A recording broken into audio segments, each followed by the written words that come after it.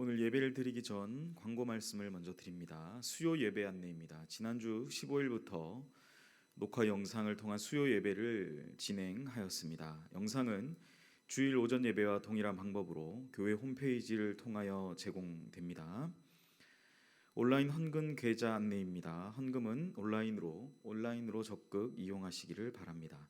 하나은행 계좌를 확인하시고 입금 후에 반드시 교회 사무실로 연락하셔서 입금 내역과 헌금 구분 등을 확인하시기 바라며, 부활절 감사 헌금도 위의 계좌를 이용하시어 동일한 방법으로 드리시면 됩니다. 정교인 천독 성경 읽기 마라톤 501번째 이혜성 권사님, 502번째 정경자 집사님 참여해 주셨습니다. 감사드립니다. 다 같이 묵도하심으로 주일 예배를 하나님께 드리시겠습니다.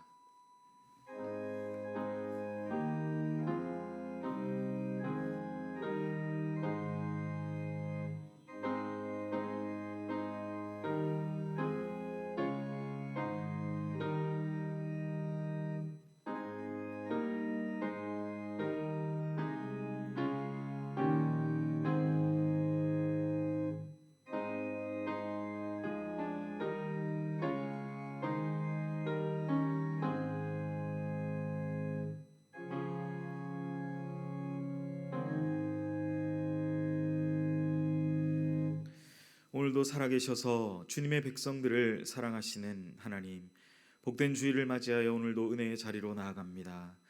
하늘의 신령한 복과 땅의 기름진 복을 충만하게 채워주시옵소서.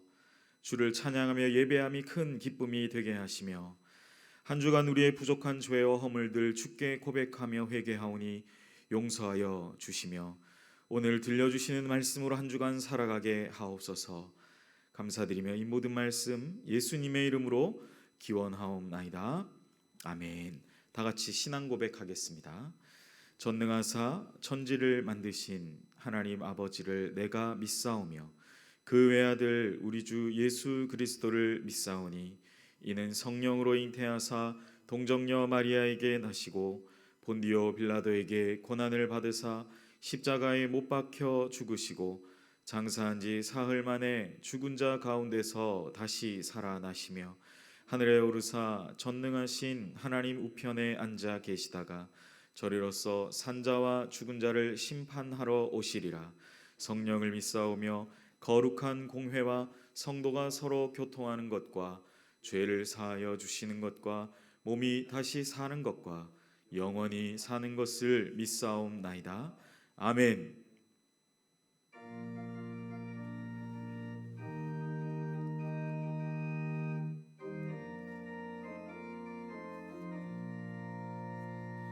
주님 약속하신 말씀 위에서 영원토록 주를 찬송하리라.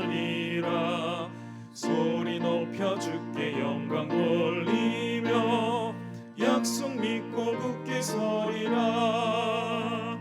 굳게 서리, 영원하신 말씀 위에 굳게 서리.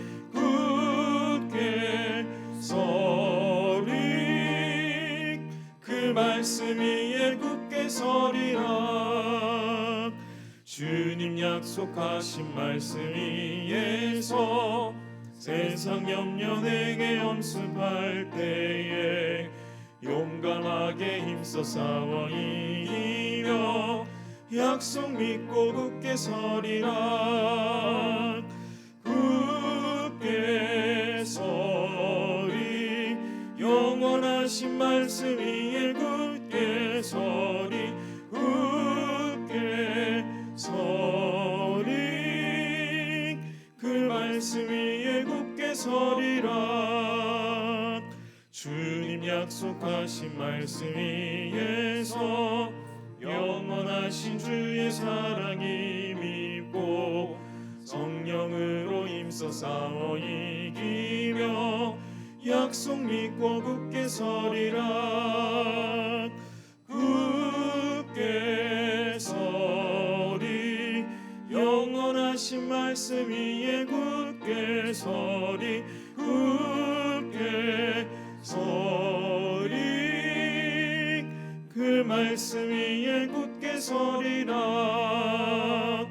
주님 약속하신 말씀 위에서 성령 인도하는 대로 행하며 주님 품에 항상 안식 얻으며 약속 믿고 굳게 서리라.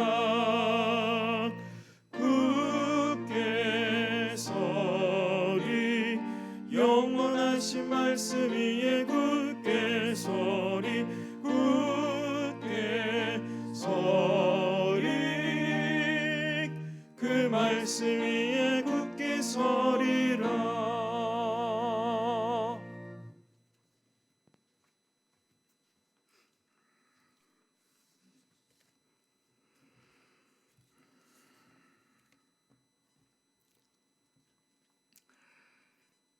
영원 전부터 계시고 온 우주 만물을 창조하신 하나님 아버지, 인간의 생사화복을 주장하시는 주 하나님 아버지께 영광과 존귀와 찬양을 올려드립니다. 십자가 고난을 이기시고 부활하시어 교회의 머리가 되게 하신 하나님 아버지, 구세주 예수를 영접한 성도들에게 하나님의 자녀가 되는 권세를 주시고 부활의 밝은 빛을 내려주심을 감사드립니다. 오늘 저희가 누리는 이 모든 행복이 주님께로부터 말미암았음을 다시 한번 고백합니다. 주님의 희생과 고난이 아니었던들 어찌 죄인 되었던 저희가 여기까지 올 수 있겠습니까? 이 모든 것이 다 하나님의 은혜임을 고백합니다. 지난 주일은 부활절, 사망과 죽음의 권세를 이기시고 승리하신 날이지만 우리 온 교우들과 함께 이 예배당에서 함께 예배를 드리지 못하는 것이 못내 아쉽지만 조만간 다시 이 예배의 자리에서 함께 기쁨의 찬송과 기도가 올려지기를 간절히 바랍니다. 먼저 각 처소에서 영상으로 예배를 드리는 가정마다 하나님 위로하여 주시고 어서 속히 이 땅에서 코로나 바이러스가 속히 소멸되도록 도와주시옵소서. 코로나 바이러스로 인해 전 세계가 큰 어려움에 처해 있으며 또한 우리 경제도 위기에 봉착해 있습니다. 이 어려운 시기가 하나님의 주권 속에 회복되게 하시고 이 땅에 더러운 것들이 소멸되게 하옵소서. 파송 선교사들 가정에 하나님 도와주시고 안전과 건강을 지켜주시기 원합니다. 주님의 귀한 소식들이 또한 널리 퍼져나게 하옵시고 또한 우리 연육교회 영화부서부터 노년에 이르기까지 우리 주님 보호하여 주시고 연로하신 모든 분들에게 또 건강을 허락하여 주옵소서. 안인선 목사님에게 더욱 성령 충만하게 하셔서 말씀을 선포하실 때 큰 은혜 받는 귀한 시간으로 인도하여 주옵소서. 부활하시고 살아 계셔서 우리에게 기쁨을 주시는 예수님 이름으로 기도함을 드리옵나이다. 아멘.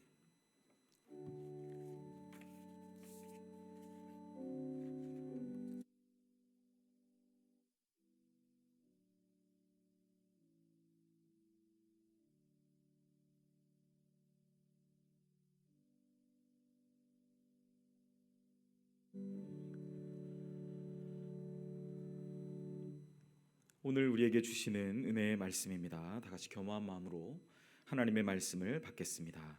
하나님의 말씀은 에베소서 2장 19절에서 22절까지의 말씀입니다. 신약성경 312면에 있습니다. 에베소서 2장 19절에서 22절까지의 말씀 제가 대신하여 봉독합니다. 그러므로 이제부터 너희는 외인도 아니요 나그네도 아니요 오직 성도들과 동일한 시민이요 하나님의 권속이라. 너희는 사도들과 선지자들의 터 위에 세우심을 입은 자라. 그리스도 예수께서 친히 모퉁이 돌이 되셨느니라. 그의 안에서 건물마다 서로 연결하여 주 안에서 성전이 되어가고 너희도 성령 안에서 하나님이 거하실 처소가 되기 위하여 그리스도 예수 안에서 함께 지어져 가느니라. 아멘. 이 시간 안인선 목사님 나오셔서 우리는 어디에 서 있나라는 제목으로 은혜의 말씀 전해주시겠습니다.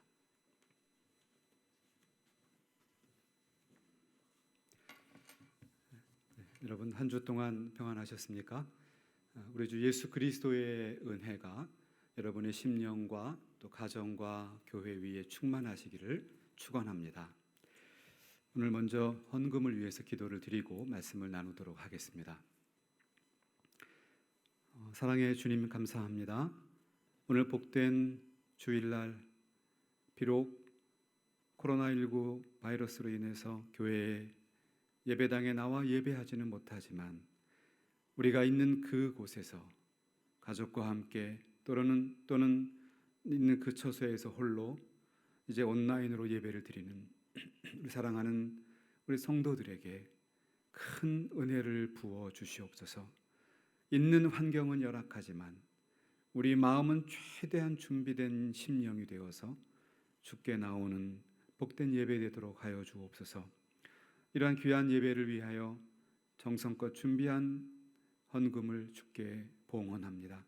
받아주시고 귀하게 사용되게 하시며 다양한 감사의 제목들이 더 넘치게 하시고 설령 지금은 감사할 제목이 당장 눈에 보이지 않아도 하나님 더 많은 감사의 조건이 생길 수 있도록 믿음으로 주 앞에 나오는 복된 성도들 되도록 도와주시옵소서. 하나님 우리의 마음을 활짝 열리겠사오니 성령께서 역사하셔서 온전히 하나님의 뜻이 우리 가운데 임하게 하시고 말씀을 증거하는 사람의 부족한 모습은 십자가 뒤에 감추어 주옵소서. 예수님의 이름으로 기도하옵나이다. 아멘.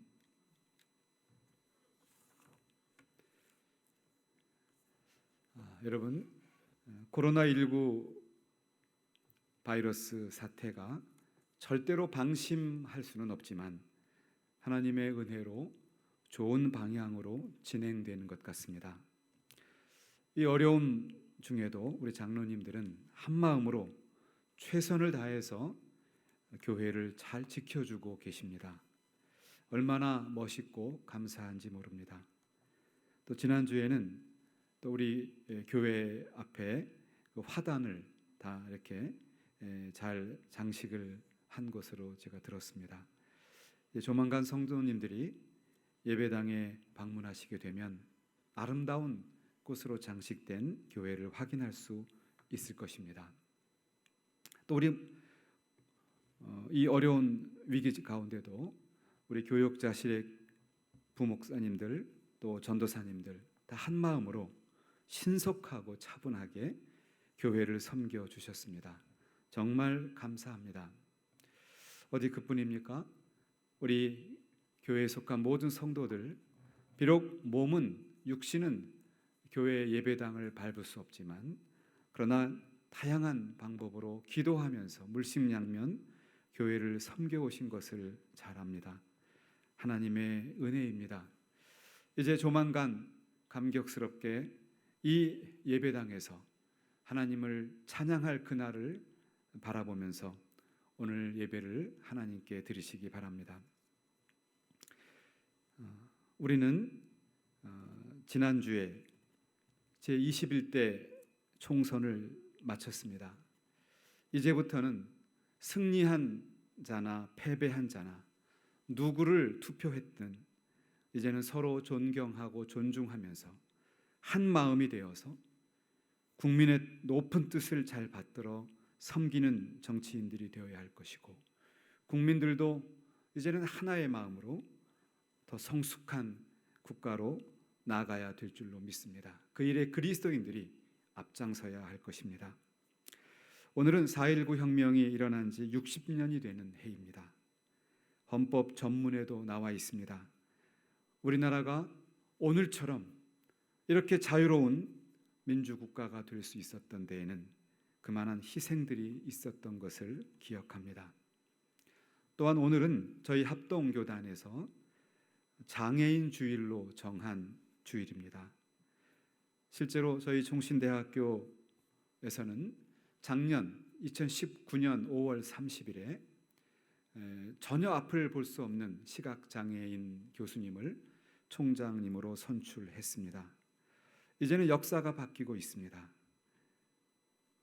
비록 코로나19로 우리가 장애인 주일이라고 하는 의미를 더 깊이 새길 수는 없지만 장애를 가지신 분들도 함께 하나님 나라를 섬기는 동료요, 우리의 지체인 것을 알고 함께 하나님의 나라를 세워가는 한국 교회가 되기를 간절히 소망해 봅니다. 지난주에 제 강의, 온라인 강의 시간에 있었던 일입니다. 코로나 이전과 이후에 한국 교회의 신앙교육 또 교회음악 이런 데는 어떤 변화가 있을 것인가 원격으로 토론을 했습니다. 그 과목에는 신학과뿐만이 아니라 음악 교육이죠. 교회 음악과죠. 교회 음악과 유아 교육과 다 들어오는 그런 두 클래스였습니다. 참 궁금했습니다. 앞으로 한국 교회를 짊어질 젊은 세대는 과연 이 시대를 어떻게 바라볼까? 매우 날카롭고 진지한 대화가 오갔습니다. 대학생들은 지금까지 해왔던 예배와 교회 교육에 대해서 아주 본질적인 고민과 또 그것을 해결하기 위한 시도를 하게 되었다고 보았습니다. 학생들의 이야기는 지금까지는 성도의 숫자를 늘리기에 급급해왔던 설교와 교회 교육이 대세였다는 겁니다. 그러나 이제는 가장 기초적인 자신의 신앙을 잘 지키고 또 증거할 수 있는 가장 기초적인 신앙교육, 가정교육, 가정의 중요성이 커지고 있죠. 그리고 자녀 양육의 중요성이 더욱 크게 다가오게 되었다. 이런 이야기들을 했습니다. 과거에는 나 중심에 나만 잘하면 된다는 그런 신앙을 가졌다면 이제는 내가 혼자 존재할 수 없기 때문에 이 사회 그리고 이 환경에 대해서도 우리는 동일한 관점을 가지고 관심을 가지고 하나님 나라를 섬기는 그런 신앙 교육으로 탈바꿈되어야 한다. 이런 이야기들을 하는 것을 제가 들었습니다. 그러면서 그들은 진정한 교회의 공동체성에 대해서 심각한 도전이 생겼으며 이것을 우리는 잘 풀어가야 한다. 이렇게 결론을 내리는 것을 보았습니다. 요즘의 청년들의 사고가 기성세대가 생각하는 것보다 더 깊고 예리한 면들이 많은 것을 보고 한편으로 깜짝 놀라기도 했습니다. 사랑하는 여러분, 이처럼 우리는 코로나19 이것을 겪으면서 우리의 일상과 우리의 생업과 사회적인 삶뿐만이 아니라 신앙생활에서도 큰 변혁을 맞이하고 있습니다.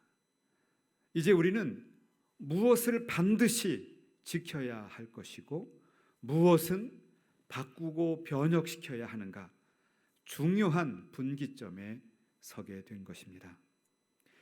이럴 때 우리에게 정말 중요한 것은 가장 본질적인 신앙의 내용 그리고 하나님에 대한 지식 그것은 어떤 다른 것을 통해 얻을 수 없다는 것입니다.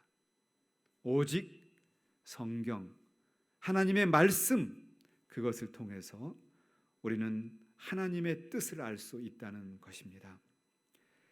요즘과 같이 아주 모호한 안개 속을 걷는 것 같은 이런 시대 속에서 등대와 같고 선명한 빛을 비추는 것은 바로 성경 하나님의 말씀입니다. 우리는 자연 세계의 웅장함을 보거나 요즘 같은 세계적인 이 전염병의 창궐함을 바라보면서 창조주 하나님이 계시구나, 두려움과 놀라운 마음으로 그런 생각을 하게 됩니다. 그러나 그렇다고 해서 우리는 참된 하나님께 나올 수는 없습니다. 그 하나님께 바로 예배할 수도 없습니다. 그래서 성경은 창조주 하나님께 이르는 안내자요, 교사, 선생님과 같은 것이 바로 성경이다, 이렇게 우리에게 말해주고 있습니다. 사랑하는 여러분, 그런데 우리가 자칫 잘못하면 여기에서 한 가지 차원을 뒤집어 생각할 수가 있습니다. 그러니까 교회에서 또 기독교의 역사 속에서 성경이 그렇게 권위가 있다라고 결정을 했기 때문에 그래서 성경이 권위가 있다라고 착각을 하는 것입니다. 그렇게 되면 성경이 귀하다는 것을 결정한 주체는 우리 인간이 됩니다. 그리고 인간의 모임인 교회가 성경이 귀하다고 결정을 내려버린 것이죠. 그러면 결국 성경의 뜻을 해석하고 살아가는 것도 내가, 인간이, 교회의 전통이 주체가 되는 그런 이율배반에 빠질 수가 있습니다. 그런 전형적인 교회가 중세 말의 가톨릭 교회였습니다. 정말 바른 자세는 내가 성경을 읽고 해석하는 것이 아니라 성경이 나에게 말씀하시고 성경이 교회와 성도와 이 시대를 향해서 하시는 그 말씀을 잘 경청해야 하는 것입니다. 우리가 할 일은 성경의 말씀을 잘 듣고 그 말씀을 묵상하며 생활 속에 실천해 나가는 것입니다. 저 개인적으로도 제가 학교에서 강의를 하지만 제가 오히려 가장 행복하고 영적으로 풍성한 시간은 말씀을 준비하면서 말씀을 묵상하는 시간들입니다. 그 시간들이 지치고 상하고 그리고 힘든 나의 마음과 일상 가운데도 생명과 같은 힘을 주는 것을 발견하게 됩니다. 우리의 삶도 마찬가지입니다. 우리의 인생 여정 중에 우리를 일으켜 세우고 이끌어가는 주체는 하나님의 말씀입니다. 이런 맥락에서 오늘 에베소서 2장은 중요한 메시지를 던져주고 있습니다. 에베소는 소아시아, 터키 지역에 있는 무역 도시입니다. 당시에는 유명하고 아주 번창하는 곳이었습니다. 제가 신대원 3학년 졸업여행을 인솔에서 다녀왔을 때 몇 년 전에 그때 보면 정말 큰 건물들, 큰 어떤 그 대형 그 운동장 같은 흔적들이 많이 남아 있습니다. 아, 옛날에는 대단했겠구나. 바울 당시에는 그런 생각이 듭니다. 로마의 중요한 도시입니다. 바울은 이 에베소에 있는 사람들에게 어떻게 해서 하나님께서 그들을 하나님의 자녀로 삼으셨고 또 이곳에서 어떻게 하나님이 당신의 교회를 세워 가시는가, 그것을 잘 설명해 주고 있습니다. 에베소서에서 바울은 하나님께서 이 세상이 창조되기 전에, 창세 전에 먼저 우리들을 선택했다, 이런 중요한 메시지를 전해줍니다. 그래서 우리를 창세 전에 택해서 우리로 하여금 거룩하고 흠이 없는 그런 자들이 되게 하기 위해서 우리를 택하셨다는 겁니다. 우리가 하나님을 택한 것이 아닙니다. 여러분이 하나님을 믿기로 결정하고 온 것이 아니라 창세전에 그리하셨습니다. 그리고 하나님의 기쁘신 뜻대로 우리를 예정하셔서 예수 그리스도로 말미암아 하나님의 자녀들이 되게 하셨습니다. 그래서 이전에는 너무나도 하나님과 멀리 떨어져 있었던 우리를 이제는 예수 그리스도의 피를 통해서, 십자가의 피를 통해서 하나님과 가깝게 했다. 이것은 바울은 하나님과 원수되었던, 하나님과 원수된 것처럼 완전히 등지고 떨어져 있던 우리를 그리스도께서 십자가에서 당신의 육체를 깨뜨리심으로 육체를 통해서 하나님과 우리 사이에 막힌 담을 헐어버렸다. 이렇게 설명합니다. 그리고 이제 바울은 계속 2장 오늘 19절 본문으로 들어가는데, 오늘 본문을 한번 잘 헬라어 성경을 보았더니 바울이 기록한 원문은 19절에서 22절이 하나의 문장입니다. 우리말이나 영어 성경에는 여러 개 문장으로 나뉘어져 있지만 사실은 하나의 문장에 주어와 동사가 있고 나머지는 분사 구문들이 구석구석 들어 있습니다. 그래서 문장을 파악하는 게 쉽지가 않습니다. 다 빼고 중요한 줄기를 딱 택하면 이렇게 요약이 됩니다. 여러분들은, 에베소 교인들을 말합니다. 여러분들은 외인이 아닙니다. 나그네도 아닙니다. 그러나 여러분들은 시민이고 한 집에 사는 가정입니다. 이렇게 요약이 됩니다. 여기서 외인이라고 하는 말은 스트레인저라고 하는 그런 말인데, 당시 로마 시민이 아니라 그냥 지나가는 나그네와 같은, 이런 아무 권력과 힘이 없는 그 지나가는 과객과 같은 사람들이 외인들입니다. 또 나그네, 당연히 그런 존재들이죠. 로마의 주류, 로마의 시민이 아니라는 말씀입니다. 그런데 바울은 여러분들은 외인이 아니고 나그네가 아니다라고 말합니다.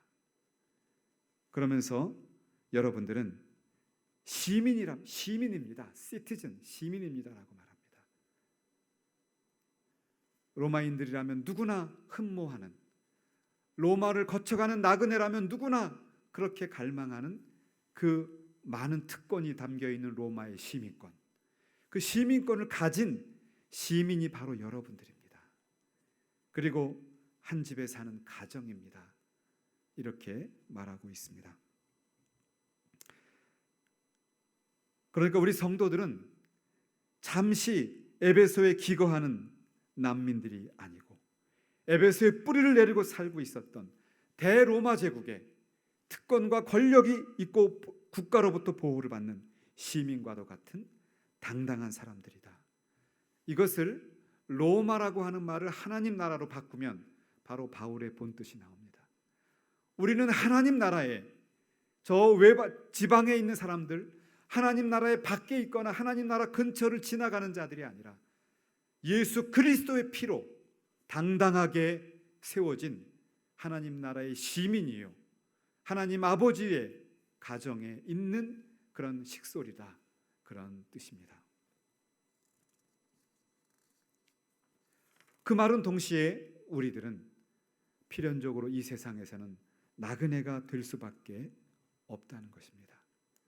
우리의 시민권은 하늘에 있기 때문에 이 세상에서는 때로는 나그네 같아 보이고, 때로는 미련한 사람처럼 보이고, 때로는 뭔가 손해보는 사람처럼 보일 수가 있다는 것입니다. 그러나 바울은 여러분들은 외인이 아니고 나그네가 아니라 시민이요, 한 식솔 가정이니 당당하라, 이런 말씀을 하고 있습니다. 사랑하는 성도 여러분, 그리스도인들은 이 세상에서 당당해야 합니다. 하나님의 나라의 시민과 자녀로서, 하나님의 가정의 식솔로서 우리는 당당하게 뚜벅뚜벅 신앙의 삶을 살아가는 여러분이 되시기를 예수의 이름으로 축원합니다. 그리고 나서 바울은 20절에서 중요한 말씀을 이어가고 있습니다. 우리는, 즉 교회는 사도들과 선지자들의 터 위에 세워졌다, 이렇게 말하고 있습니다. 그러니까 사도들과 선지자, 이 선지자란 말의 해석은 여러 가지가 가능합니다. 원래 직접적인 뜻은 이 사도들의 시대에 이 말씀을 전하는 그런 직분을 가진 사람들, 사도는 아니지만 말씀을 증거하는 사람들을 선지자라고도 했습니다. 그러나 이것을 좀 더 넓은 시각으로 보면 구약시대의 선지자도 의미할 수 있습니다. 구약시대의 선지자들의 입을 통해서 증거되었고, 사도들과 신약시대에 말씀을 증거하는 그런 직분을 가진, 그런 세움을 받은 사람들에 의해서 증거되는 그 말씀의 터 위에 세워져 있다. 무엇이 그렇다는 겁니까? 교회는 그런 사도와 선지자의 말씀의 터 위에 서 있다, 이렇게 말하고 있습니다. 이것이 즉 성경이 교회의 기초가 된다, 이렇게 말하고 있습니다. 그래서 어떤 교회가 참된 교회인가 아닌가를 알려면 간단합니다. 그 교회가 사도와 선지자들이 증거한 성경 말씀 위에 세워진 교회인가, 아니면 인간의 욕심과 탐욕과 정욕과 그리고 성경이 아닌 다른 왜곡된 사상과 이단에 세워진 교회인가, 그것을 보면 교회의 정체성이 금방 드러나게 됩니다. 오늘 우리 한국교회도 내 기호에, 내 취향에 맞추어서 교회가 세워지는 것이 아니라 하나님의 살아있는 말씀 위에 선지자와 사도들이 증거한 터 위에 세워진 교회가 된다면 이 교회는 반석 위에 세워져서 흔들리지 않고 굳건하게 세워질 줄로 믿습니다. 그 다음에 21절에 가면 그 다음에 또 더 보면은 이제 20절 하반절에 보시면은 바울은 그리스도 예수께서 친히 모퉁이 돌이 되셨다, 이렇게 말씀하고 있습니다. 이 모퉁이 돌, 코너스톤이라고 하는데, 코너스톤, 이것이 과연 무엇일까? 로마 시대 안에 쓰여진 단어니까 그 시대를 돌아가 보면 이런 것이라고 합니다. 로마 시대 건축을 할 때 건축을 이제 정사각형으로 세워야 한다고 합시다. 그러면 정사각형 모양이 나오기 위해서 기준을 잡아주는, 이 안정되게 사각형의 모양이 나오는 기준이 되는 돌이 있다는 것이죠. 그 돌을 딱 세우고 나면 이게 모퉁이 돌, 코너스톤입니다. 그 다음에 다른 돌들이 그 돌 옆에 쭉 세워지게 돼요. 그래서 모양이 잘 나와서 이 건물이 올라가도 흔들리지 않고 그리고 쓰러지지 않는 그런 건축이 나온다는 것입니다. 그래서 바울이 에베소서 기록했을 때 모퉁이 돌의 의미는 그런 뜻이라는 것입니다. 저는 건축을 잘 모릅니다. 그런데 우리 장로님 가운데도 건축하시는 분들도 계실 것이고 또 더 잘하는 분들이 계시겠지만 이 모퉁이 돌의 의미는 그런 것입니다. 자, 이것이 무슨 뜻일까요? 예수 그리스도께서 친히 모퉁이 돌이 되셨습니다. 사도와 선지자 터 위에 교회가 세워지는데 그 가장 기준이 되는, 가장 기초가 되는 그 첫 돌을 그리스도께서 놓으셨고, 그 다음에는 하나, 둘, 셋, 차곡차곡 이렇게 정사각형으로 돌이 쌓여지고 또 그 위에 돌이 쌓여지고 또 돌이 쌓여져서, 여러분 로마 시대 건축물 보셨나요? 콜로세움 이런 건물들 대단하죠? 건물들이 그렇게 세워진다는 거예요. 이 교회라고 하는 영적인 공동체, 이 영적인 건축물이 세워지기 위해서는 예수 그리스도의 피 묻은 복음, 그 복음을 증거하는 선지자와 사도들 터 위에, 그리고 예수께서 친히 모퉁이돌이 되어서 기준점을 잡고 그 위에 하나하나 세워져 간다. 이것이 교회의 정체성입니다. 오늘날 많은 사람들이 질문합니다. 이 시대의 교회가 무엇일까? 과연 무엇이 교회일까? 건물이 교회일까? 사람이 교회일까? 어떤 활동, 어떤 그런 이벤트가 교회일까? 많은 질문들이 있습니다. 그러다 보면 교회와 어떤 동호회, 어떤 친목단체가 구별이 되질 않습니다. 전통적으로 지켜온 것이 맞는 것일까? 시대의 흐름 따라 다 뜯어 고치는 것이 맞는 것일까? 우리는 많은 안개와 같은 중간지대를 살고 있습니다. 그런데 기준점이 되는, 다행히도 기준점이 되는 것을 우리가 알게 되는데 예수 그리스도이십니다. 그리고 그리스도의 피 위에 사도들이 증거한 하나님의 말씀 위에 교회가 건축되어 가는 것을 볼 수 있습니다. 그래서 21절에 가면 바울은 이렇게 말합니다. 모퉁이돌 되시는 예수님 안에서 전체 건물이 성장해 간다, 이렇게 말합니다. 모퉁이돌이 되는 예수 그리스도 안에서 전체 건물이 이제 영적인 건축물, 영적인 공동체가 세워져 간다는 것입니다. 그런데 여기서 우리 한글 성경에는 번역이 성전이 되어 간다 이렇게 되어 있죠. 21절에 보시면은 서로 연결하여 주 안에서 성전이 되어 가고 이렇게 번역을 했습니다. 이 번역은 조금 더 직역에서 좀 멀어 있는 것 같아요. 원래 성경을 잘 읽어보면 그 말은 성전이 되어 간다는 이런 단순한 이런 수평적인 이야기가 아닙니다. 성장해 간다는 뜻입니다. 자라난다는 뜻이에요. 발전한다는 뜻입니다. 그러니까 되어 간다는 것은 수평적인 것도 되어 가는 거죠. 그런데 원래 바울이 쓴 단어는 이것이 그렇게 성장해 간다, 커간다, 자라난다 이런 뜻이 정확한 직역입니다. 자, 무슨 말일까요? 교회는 예수 그리스도를 모퉁이돌로 해서 정사각형의 모양을 딱 갖춘 다음에 하나하나 여러 성도들의 그 신앙과 눈물과 땀에 의해서 그분들의 삶 자체를 통해서 성장해 가는 겁니다. 건축되어 가는 겁니다. 자라나는 것입니다. 단 중요한 것은 여기서는 양적인 건축을 말하는 것이 아닙니다. 눈에 보이는 양적인 건축이 아니라 영적인 건축입니다. 질적인 성숙입니다. 그것이 교회입니다. 사랑하는 여러분, 바울은 이렇게 지금 21절에서 거룩한 성전으로 그렇게 발전돼 간다고 했는데, 그러면 여기서 말하는 성전, 이 템플이라는 단어를 쓰고 있는데 성전이 무엇일까요? 여러분, 구약에 나타난 성전의 본질은 무엇입니까? 성전에서 무엇을 합니까? 구약의 성전은 하나님이 임재하시는 곳입니다. 구약의 성전은 하나님께서 친히 임재하는 가장 거룩하고 가장 상징적이고 가장 장엄한 곳이 성전입니다. 지금 바울은 우리는 하나님 나라의 시민이다라고 말합니다. 그런데 이 하나님 나라의 시민으로 살아가는 과정 속에서 우리는 사도와 선지자들의 말씀 위에, 터 위에 교회가 세워지고 예수 그리스도를 모퉁이돌로 해서 기준점으로 삼아서 영적인, 질적인 성도들의 공동체를 건축해 가는데, 그런데 지금 여기서 말하는 것은 그렇게 함으로 인하여 그 영적인 건축물 안에 바로 살아계신 하나님의 임재하심이, 임마누엘의 하나님이 그 영적인 공동체에 임하게 된다는 것입니다. 하나님의 임재하심이 교회의 본질입니다.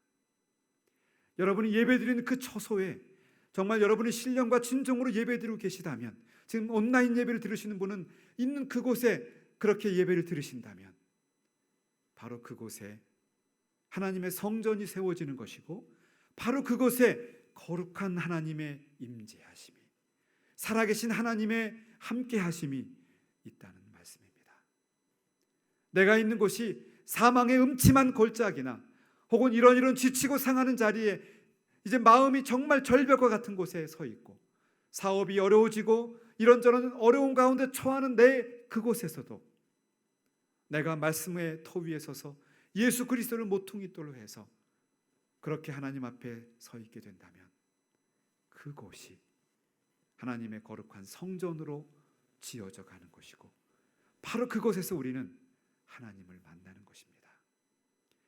여러분, AD 70년에 유대인이 그렇게 목숨과도 같이 여겼던 성전이 완전히 회파되었습니다.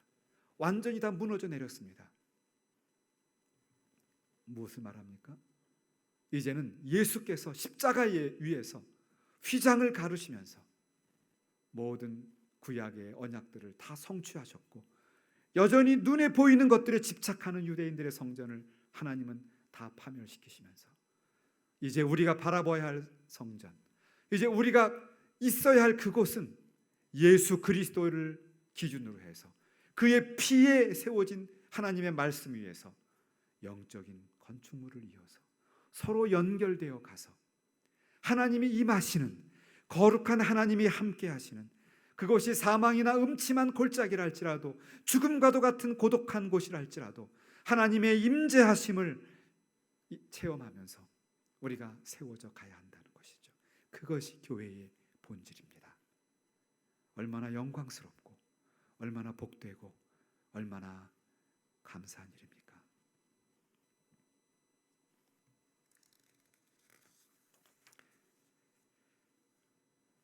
그리고는 바울은 마지막 22절에서 한 단어를 끄집어옵니다. 지금까지는 그 단어가 사용되지 않았는데 그것은 바로 성령이라는 단어입니다.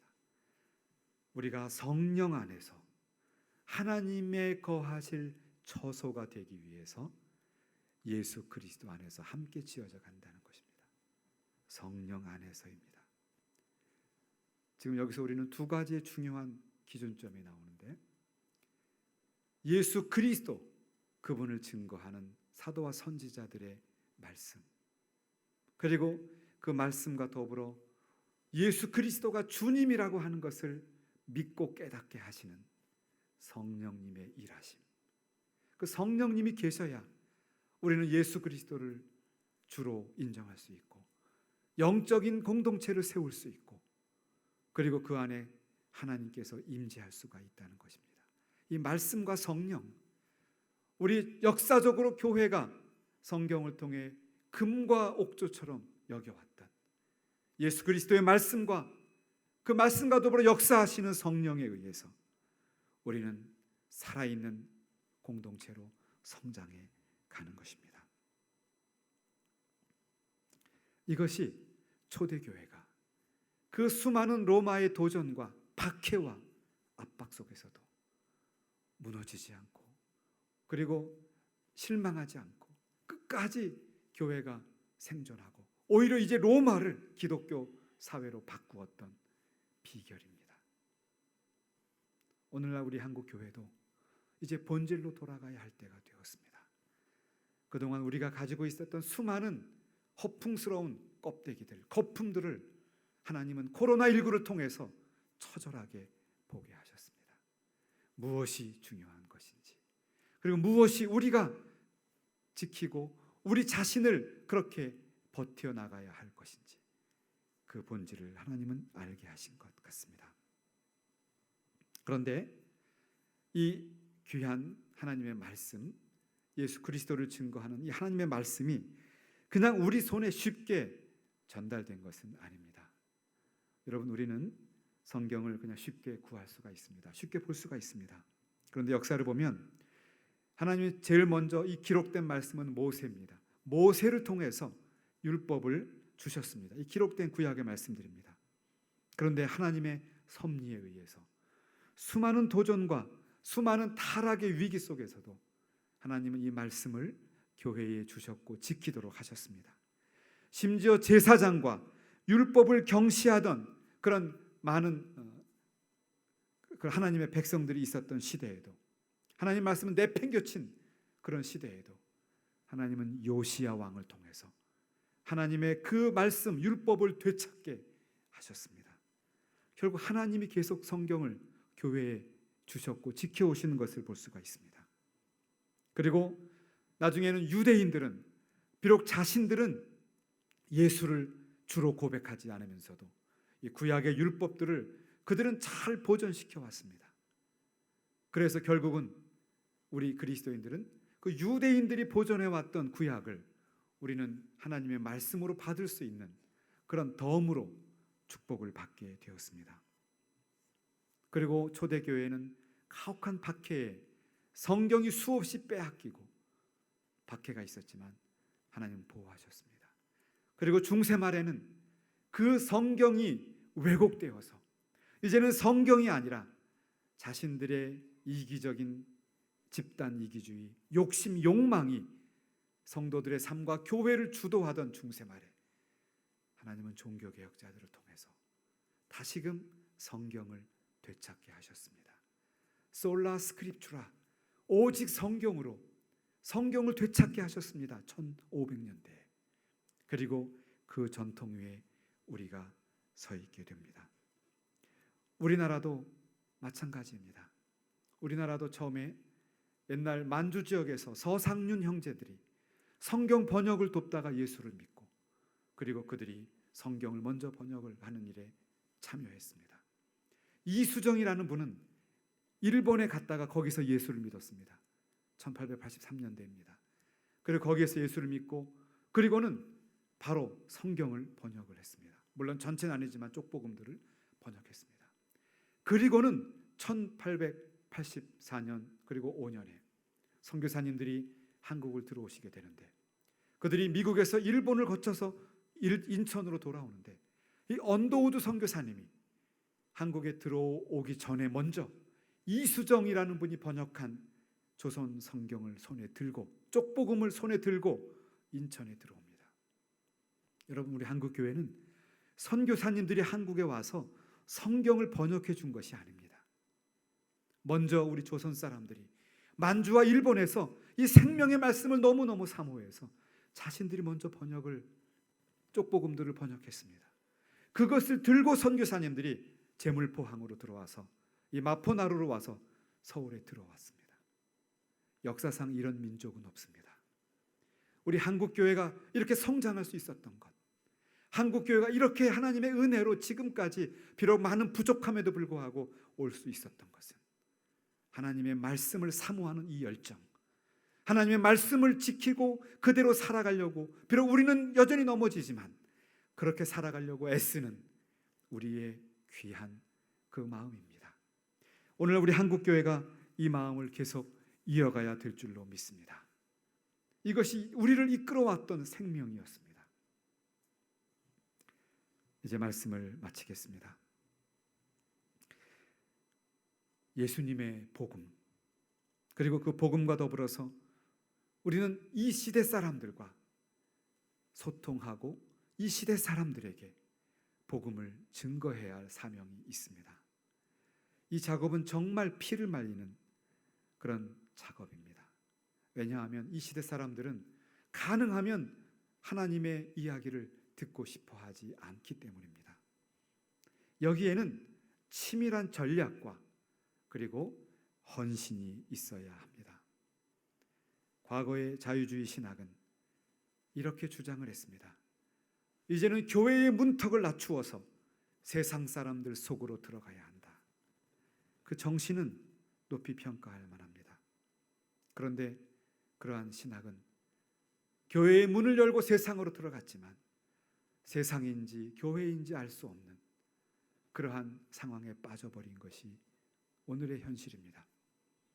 또한 보수주의 신학은 세상으로부터 물들지 말아야 한다, 세상에 오염되지 말아야 한다, 순수한 교회를 주장하면서 교회의 문을 걸어 잠궜습니다.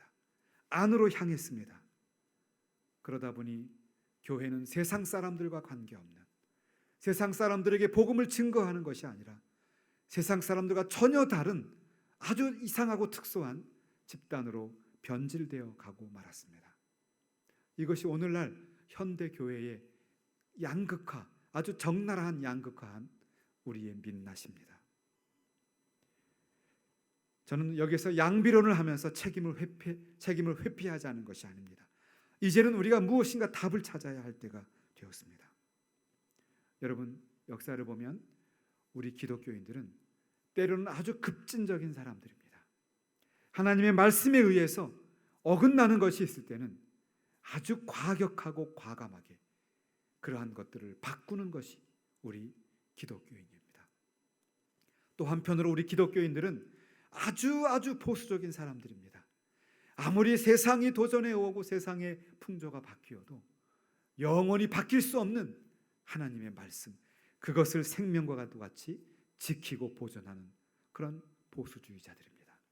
그러니까 성경적으로 사는 그리스도인들은 때로는 급진주의자요, 때로는 보수주의자입니다. 우리는 이 양면성이 다 있습니다. 그래서 이제는 성경에 근거해서 우리의 선입관을 바꿔야 합니다. 내 취향도 바꿔야 합니다. 이익관계도 내려놓아야 합니다. 다 바꿔야 합니다. 동시에 우리는 끝까지 어떤 상황에서도 이 하나님의 말씀을 포기하지 말고 타협하지 말고 끝까지 지켜가야 합니다. 그러면서 세상의 거친 도전 앞에서도 흔들리지 말고, 때로는 손해를 보고 때로는 왕따를 당한다 할지라도 끝까지 이 하나님의 말씀을 손에 들고 사도와 선지자들의 터 위에 세워진 그러한 교회, 예수 그리스도를 모퉁이돌로 세워진 그 교회, 바로 우리 교회를 몸과 같이 사랑하고 우리 생명과 같이 아끼면서 살아있는 영적인 공동체, 영적인 건축물을 세워 가실 때 우리의 이 교회 안에 하나님은 임재하십니다. 하나님은 우리와 함께 하십니다. 이 임마누엘 신앙으로 오늘도 승리하시는 거룩한 주의 성도들 되시기를 성부와 성자와 성령의 이름으로 축원합니다. 기도하시겠습니다. 사랑의 하나님, 감사합니다. 바울이 로마의 중심 도시였던 에베소를 살아가는 성도들에게 중요한 말씀을 주셨습니다. 비록 그들 중에 많은 사람들은 로마의 당당한 시민이 아니었고 나그네요 이방인과 같이 살고 있었지만 바울은 바로 당신들은 하나님 나라의 시민이요 하나님과 함께 가족을 이루는 거룩한 자들이라고 말해 주었습니다. 그러면서 사도들과 선지자들의 터 위에 예수를 모퉁이 돌로 해서 하나하나 세워져 가고 성장해 가고 커가는 것이 영적인 공동체인 교회라고 말씀했습니다. 그렇습니다. 하나님, 오늘날 이 세속화된 시대 속에서 그리스도인으로 살아갈 때 우리는 끝없이 이방인같이 느껴지고 나그네와 같이 그리고 낯선 자처럼 느끼는 것이 우리의 현실입니다. 그러나 우리는 영원한 하나님 나라의 시민으로 당당하게 이 세상 가운데 세상의 파도에 휩쓸리는 것이 아니라 오히려 세상 파도를 거슬러 올라가면서 하나님의 임재하심을 경험하면서 아름다운 영적인 건축물로 세워져 가기를 소원합니다. 우리 주의 몸된 연희교회가 그런 교회가 되기를 간절히 원합니다. 그래서 어려운 이 코로나19 사태 이후에도 가장 중요한 신앙의 본질을 바로 깨닫고 이제는 우리의 거품을 빼고 우리의 여러 가지 보여지는 것들을 다 우리가 벗어던지고 성경 말씀과 본질의 기초에서 다시금 영적인 건축물을 세워나가는 복된 우리 교회 또 우리 교회의 지도자들과 성도들 될 수 있도록 복을 내려 주시옵소서.